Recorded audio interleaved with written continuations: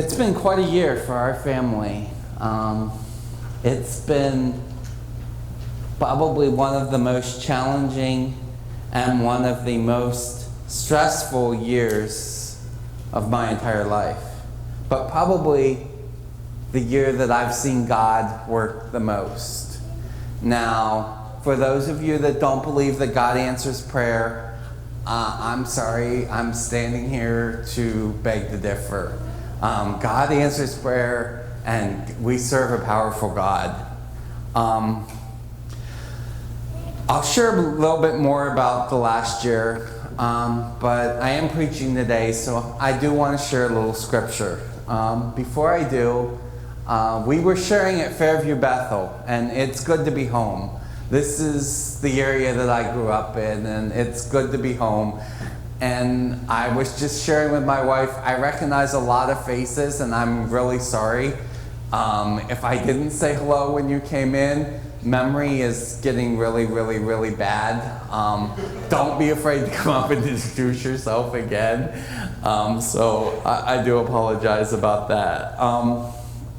But for those of you that know my dad, you know that I grew up, and my dad does not have a serious bone in his body. He is a jokester. And so we were sharing at Fairview Bethel, and me, like him, grew up having fun. And I like to have fun. And so the pastor asked us to share a scripture that meant a lot in my life in the past year. And being the child that I am, I thought of the great evangelist Bob the Tomato. That was the first thing that came to mind. And Bob has a song that he sings. And it goes a little bit like this. It goes, God is bigger than the boogeyman. He's bigger than Godzilla or the monsters on TV. My God is bigger than the boogeyman, and he is big enough for you and me.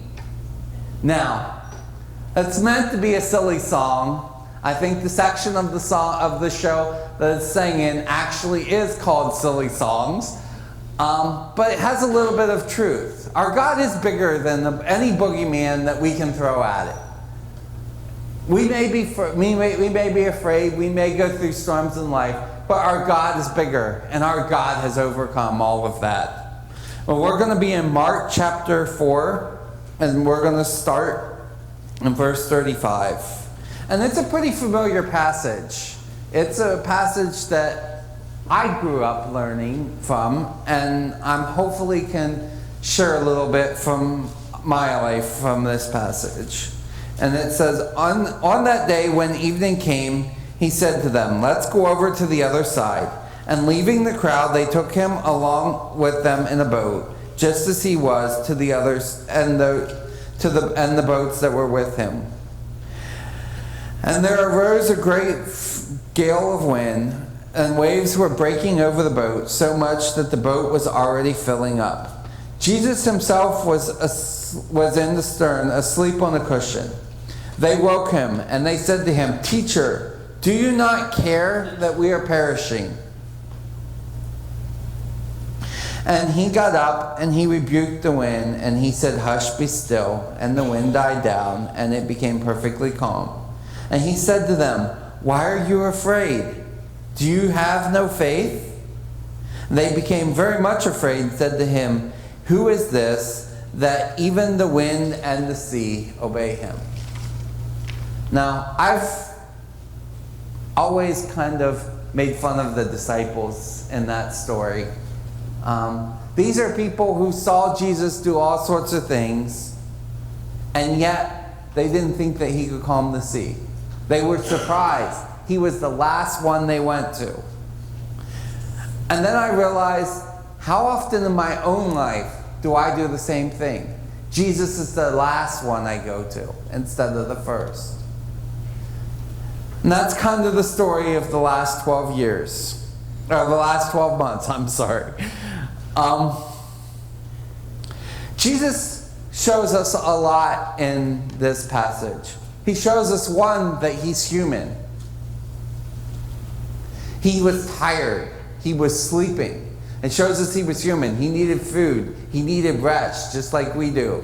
He spent the entire day. If you go back to the first chapter of Mark, it says that when he began to teach, there were so many people that he needed to go out in the lake in a boat so that everybody could see him. So there were a lot of people there, and he was tired. But then at the end of the passage, it also shows that he was God, because even the wind and the sea obey him. Now, I don't know about you, but I can't control the wind and the sea. And yet Jesus just stands up and says, peace, and it dies down. So it shows us that he is fully God and fully man. Now, for those of you that follow us on Facebook, you know it's been quite a year. I started last May with literally a mountaintop experience. I was at a sister church and taking pictures and had a seizure. And the men in the church were able to get me to the ground and were able to keep me from getting hurt. And I woke up about half an hour, 45 minutes later, and said to my wife, did you get the pictures? That was the first thing I thought of, was, did you get the pictures? But the director of the mission came down, and they decided they were going to life flight me out, and they life flighted me to Grand Rapids because we had to declare residency somewhere. So we declared residency in Michigan, so that's where our insurance was good. So I spent a week in the hospital in Grand Rapids, and the neurologist comes in and he goes, there's nothing wrong with your brain. You really should see a cardiologist. And I had better things to do. I didn't have time to see a cardiologist. What did the doctor know? He only went to school for 12 years, what did he know? He didn't know what was going on. I didn't have time for a doctor. So we went back to Haiti. And I developed a cough in June. And the cough kept getting worse and worse and worse. Now, just a funny side story here. I kept telling my wife, it's just like bronchitis. We're going home in July, and I'll go see a doctor then. I wanted to see an American doctor. So I came home in July and went to see the doctor in the urgent care in Hagerstown. And the doctor comes in, and the first words out of his mouth are, bonjour, qui j'en ai, which is Creole for, hello, how are you? And I looked at him, and I kind of laughed, because I had just flown 2,000 miles to see a Haitian doctor in America. So he had gone to the University of Miami and had come to America a long time ago, and went to the University of Miami to study to be a doctor. But I just kind of found it amusing, and I figured, he's going to give me some pills, that'll be it, it'll be fine. So he comes into the room, he says, you have bronchitis. He gave me some pills, and I left. But the cough didn't get any better. And so I went back to the urgent care, and I saw him again. And he said, sounds like a cardiac cough. You really should go see a cardiologist. But I didn't have time to go see a cardiologist. I was going to Disney World. I didn't have time for this. And so as we went through July and August, the cough kept getting worse and worse and worse. And as time closed in for us to be going to Disney World, my wife was praying and crying out to God to give her a sign of what we were supposed to do, because we just didn't know what to do. The neurologists all said that it wasn't anything with my brain. What were we supposed to do? And I had another seizure. And so my wife called the hospital. Now, we live in Battle Creek, Michigan, and the hospital in Battle Creek is one of those hospitals that they just kind of stabilize you and they send you to a hospital like Hershey. They don't do anything there. And for those of you that don't believe in the power of prayer, this is where that starts kicking in. My wife, who had been crying out to God to give her a sign, got transferred down to neurology. And there just happened to be a doctor from Columbia University at the hospital that weekend. And it just happened to be the doctor that helps all the people from the UN. And so he was familiar with tropical diseases. And so he told her to come in, and one of the advantages of living in Haiti is when you go in the hospital and they don't know what's wrong, they immediately put you in isolation. So whereas most people have roommates, I was by myself. So I got a lot of time to think. And they did test, and they tested for everything. They started testing for all these tropical diseases, and they said, well, maybe it's a heart condition that only happens in the tropics. And so they started testing for that. And they took an echo. And because we live in a tiny town, they didn't have a doctor who could read it at the hospital. So they had to transfer me. And they were transferring me. They said I could either go to the University of Michigan or I could go to Grand Rapids. And my father-in-law had surgery, had surgery, and so I knew the cardiologist at the University of Michigan. As much as it pains me to say this, were probably some of the best in the world. I was born a Penn State fan, and I'll die a Penn State fan. But they were some of the best in the world. And a room and so we said, we're going to go to the University of Michigan. And a room never opened up. They said it's probably going to be a 10-day waiting. They said it's going to be 10 days. We waited, and we waited. And my cough kept getting worse and worse. And finally they said, well, there's a bed open for you in Grand Rapids. If you want to go to Grand Rapids, you can go to Grand Rapids. So we went to Grand Rapids. The doctor read the echo and said that your heart is 95% blocked. And the amazing thing about this is they asked my wife how I got there. How did you get to the hospital? And she said, well, we came in an ambulance because I was already in a hospital and they wouldn't let her check me out and drive. And they said, no, how did you get to an ambulance? The doctor couldn't believe that I had walked into the hospital with a heart that was 95% blocked. He's like, usually these people come in flat on their back and either dead or unconscious. 95% is not something we see very often. So God took care of me even though I didn't take care of myself. Because I could have solved this problem a lot earlier if I would have just listened to what the doctor said. So, a lot of athletes tell you after big moments in their life, they're going to Disney World. Whenever they ask, they always say, where are you going? And they say, well, I'm going to Disney World. No, I didn't get to go to Disney World. I spent 45 days in a intensive care. So my kids are still a little upset that we didn't get to go to Disney World. So Disney is not a very good subject with my kids, but I was okay. And as I started to get better,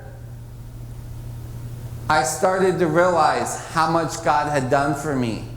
Because we were going to Disney World the next week. So if all of this would have happened, if that seizure would have happened the next day, that was the day we were supposed to leave Michigan.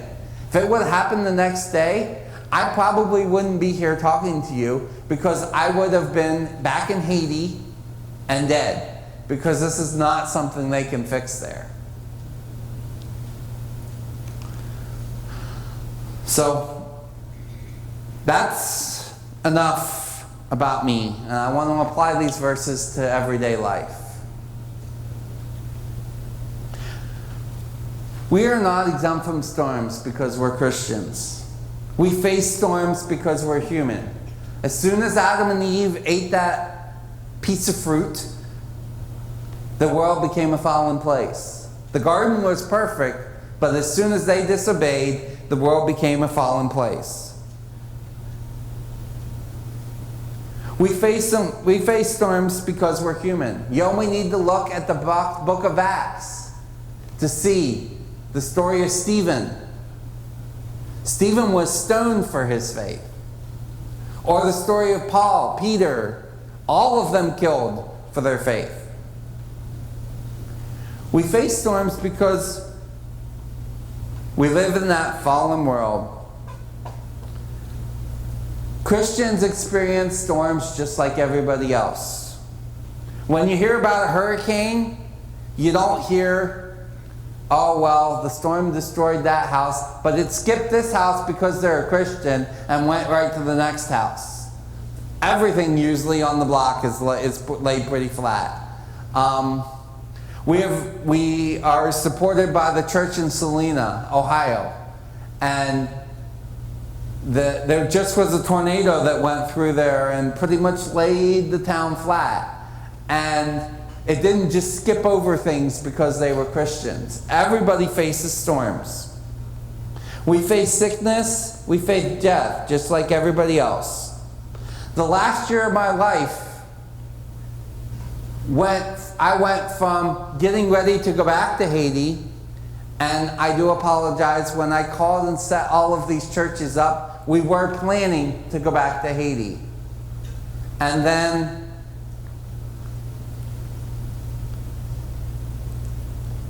we did actually get to go back for a week, and it's no longer safe for us to be in Haiti. So we went from planning to get ready to go back to Haiti to now we're getting ready to go to Niagara Falls, New York, and go back to the mission we were at. So we went from getting ready to go internationally to share Christ to going locally to share Christ. And then telling my kids that we couldn't go home.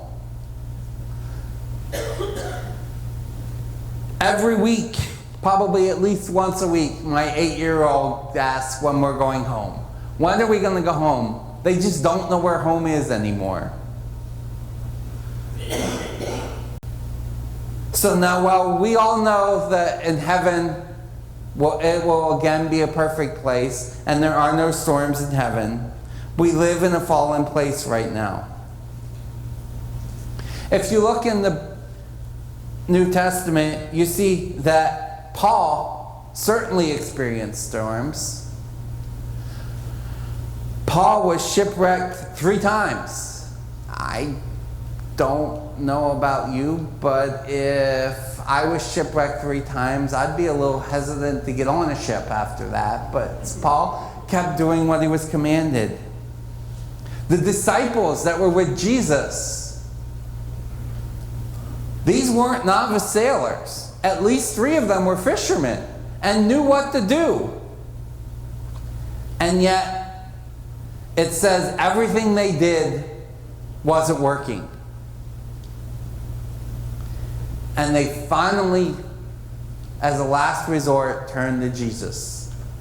And Jesus doesn't make fun of them. He doesn't rebuke them. He just stands up and takes care of the problem. And I think, how many times in our lives do we do the same thing? Jesus is the last one we go to. Jesus doesn't promise us exemptions from the storm of life. As a matter of fact, he prepares us for them. In John 16:33, he says, "These things I've spoken so that you may have peace. In the world we will have tribulation, but take courage. I have overcome the world." Jesus has been here. He did it before us. He overcame the world so that we can live that perfect life in heaven again. Now, there's 2 things I can promise. One, you're probably going to face at least one storm Everybody here is going to face at least one storm. Whether literally, whether figuratively, whether a Christian or not, everyone pretty much faces one storm. And two, you're going to die. And when you do, what's going to be the story of your life? The only question here is, how do we react when those storms come? Do we cry out like the disciples who were weak in faith and say, Jesus, help us, we've tried everything else? Or do we look at the storms and laugh and say, I serve a risen Savior who's defeated the world, the storms don't matter anymore? And where do we stand when that final storm comes? The perfect storm, the day of judgment. Are you going to hear the Savior say, well done, good and faithful servant? Or are you going to hear him say, depart from me because I didn't know you? It isn't the storms in life that matter. It's how you react to those storms that matter. Now, my wife is a much better speaker than I am, and the only reason she doesn't start sharing is because she grew up in a pretty conservative church where girls don't preach, they share. So she's going to come and she's going to share a little bit about, one, what's next for us, and what the ministry in Haiti looks like now.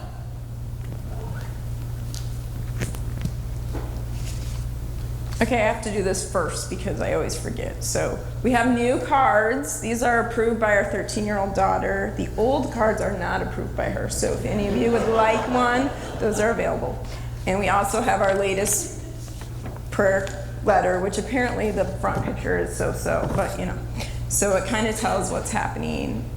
So it's my job to kind of tell what's happening from a little bit from my point of view, and to explain a little bit of some of the stuff he forgets. So when he had open heart surgery, it's because his heart valve was 95% blocked, so they had to take off his mitral valve, and he has a fake one, like a cow valve, and then they had to fix the aortic valve. They took off his aortic valve, replaced it, and put a new, just fixed the mitral valve.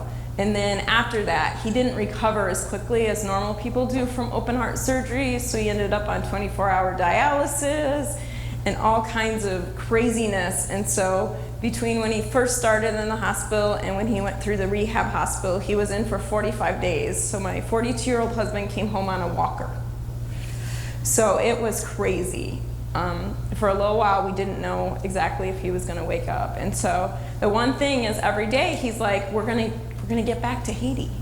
We're going to be able to get back to Haiti. We're going to go back where God has called us to serve. And so every day he would wake up and try to work on getting stronger. And he now walks 10K almost every other day. He goes walks and is trying to keep his strength up. And so we did. So every day, that was the plan. We were living with my parents, and we kept telling the kids, we're going to get back to Haiti. And so the kids were like, okay. And we were in Michigan at the time when it was super cold, like ridiculously cold. They like shut everything down cold. And so the kids kept thinking, we're going to Haiti.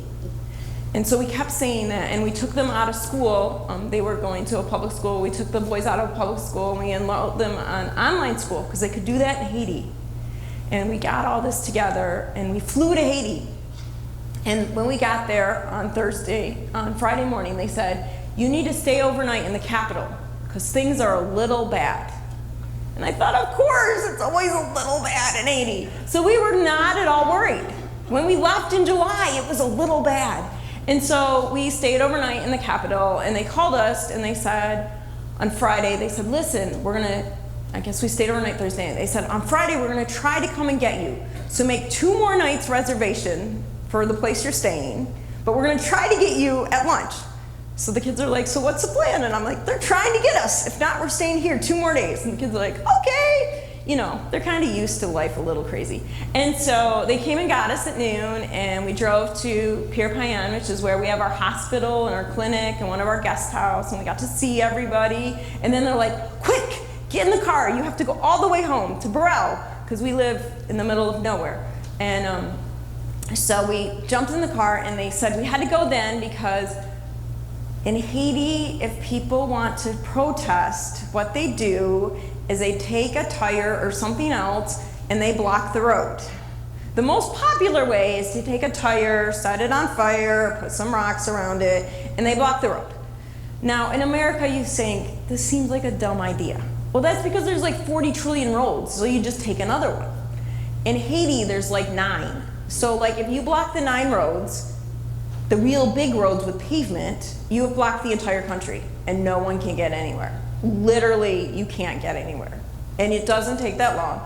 Of course, the Haitians are overachievers, so they block way more than once on the road. They block like every, couple of miles. They're like, hey, let's throw up another roadblock. And so that's what they were starting to do. And so we got to Burrell, and there was no roadblocks, and we were there Friday and Saturday and Sunday. And Steve got to go to the church and share with the people and show them that he was alive, because people were not sure that was going to happen. And we were there Monday, and then on Tuesday they said, pack up. We might be going to Pierre Payan for 3 days.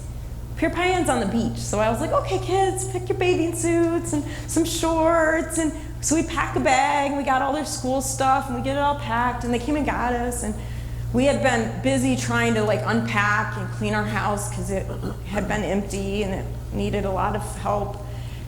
And so we're like, oh, a little break from the cleaning. We'll be at Pierre Payan for a couple of days.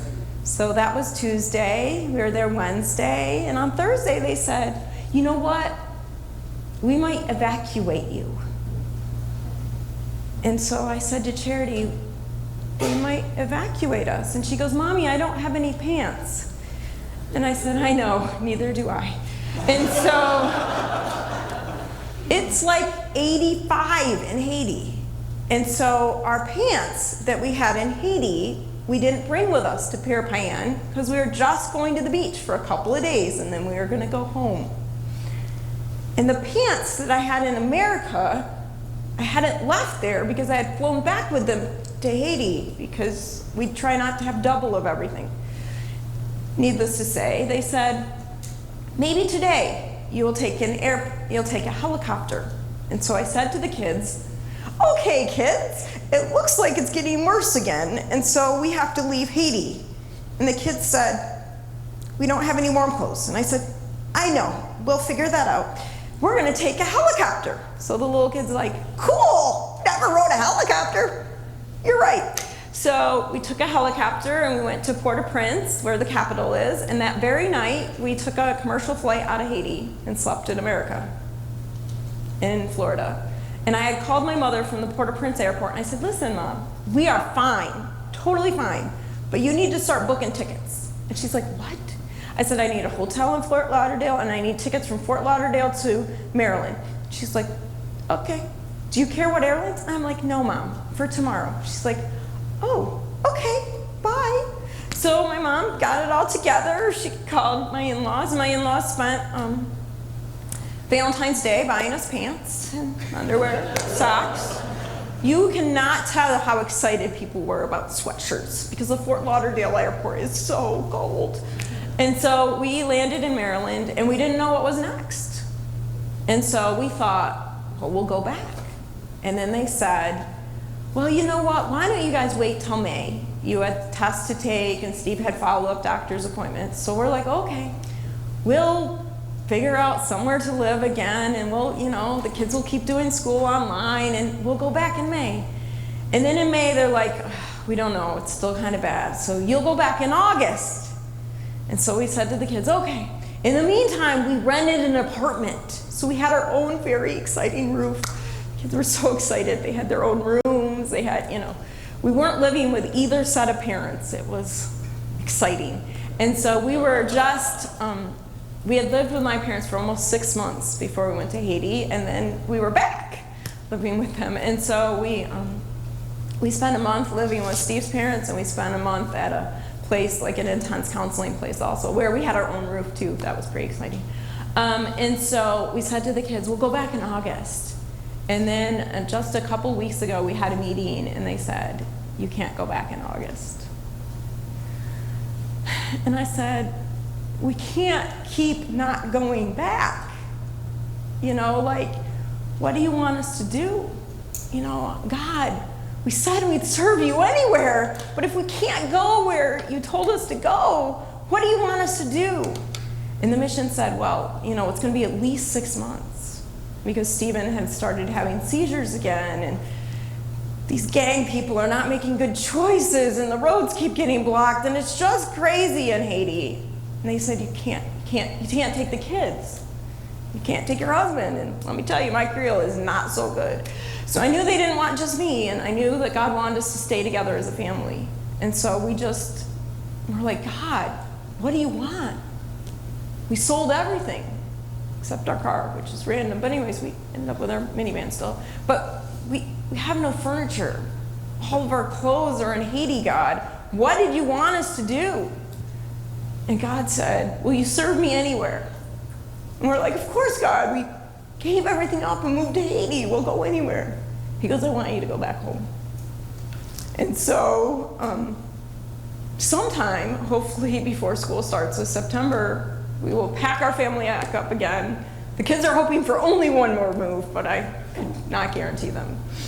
We'll pack them up in the suitcases we had bought to move back to Haiti, and we will move to Niagara Falls, New York, and we will again serve with the ministry that we served with before, and we will help run before and after school club programs for kids. Niagara Falls, New York, everybody's like, oh, I know that, the beautiful waterfall. And you're right, there is a gorgeous waterfall, and there's like 3 blocks of touristy stuff. And then it's craziness, people. It's just people making bad choices. And we lived on the 27th, so we were 27 blocks from the falls, and people were shooting. You know, and so there's just kids there that have no idea who Jesus is. And so there's a before school club, there's after school clubs, there's a church plant that started because the parents were like, that's not fair that the kids get club and we don't. So there's a church plant, and there's a ton of people that don't know Jesus. But they know us because we used to live there before the crazy people moved to Haiti. And so we said, God, we'll follow you anywhere. And so that's the next step for the Hoslers. We thought we were going back to Haiti. I've been working on trying to learn Creole. It has not been going well.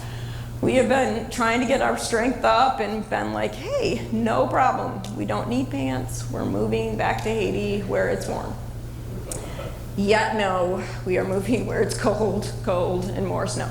So right now it's hot. There's like a heat advisory. Niagara Falls does not know how to do anything like normal. It's like either 100 or it's -30. There's no in between. It's just hot or cold. And so we're kind of excited and we're kind of sad. The question you all may want to know, yes, all our stuff is still in Haiti. So at some point we're praying that we can go back and pack up our belongings. The hardest part is that we wanted to make it home. So there's like the cross stitches, my great aunt who has passed away, the family cookbooks. Been living a year without cookbooks. You know, like the things that you can't replace, but you know you can, you know. And so we're hoping to find out at the end of this month when we'll be able to go back, to be able to say goodbye and be able to pick up some stuff and to just kind of have closure on that. But we're just praying that everything will work out, that we're able to go to Niagara Falls before the school starts, because the kids need a solid year. They need a normal year. My kids need a normal year, whatever that means. And so we're just praying for that. The kids are going back and forth between excited and where do we live now? On the way here, my daughter said, she heads to camp this afternoon. She goes, so where do I tell people I live? And I said, you can tell them wherever you want, sweetheart. Any answer is okay. My son was in first grade this past year, and they kept doing all this stuff about draw your house and draw your neighborhood. And he goes, Mommy, which one? And I was like, anyone you pick, buddy. Anyone you pick. So there maybe some of the only kids that when you ask them simple questions, they get this blank stare on their face, like, I don't know that answer. So right now they're living in Maryland. We're back with Steve's parents because we had already lined up to speak in churches every Sunday in the month of July. And so we arrived here Friday. So like a 9-hour drive or something, I don't know. And so we're just so pleased, and we just want to thank you guys so much for all that you've built into our family and Steve's family before him. And please keep praying for Haiti. It's crazy. Mike and Don are still serving there. Their children are all grown. They're our age.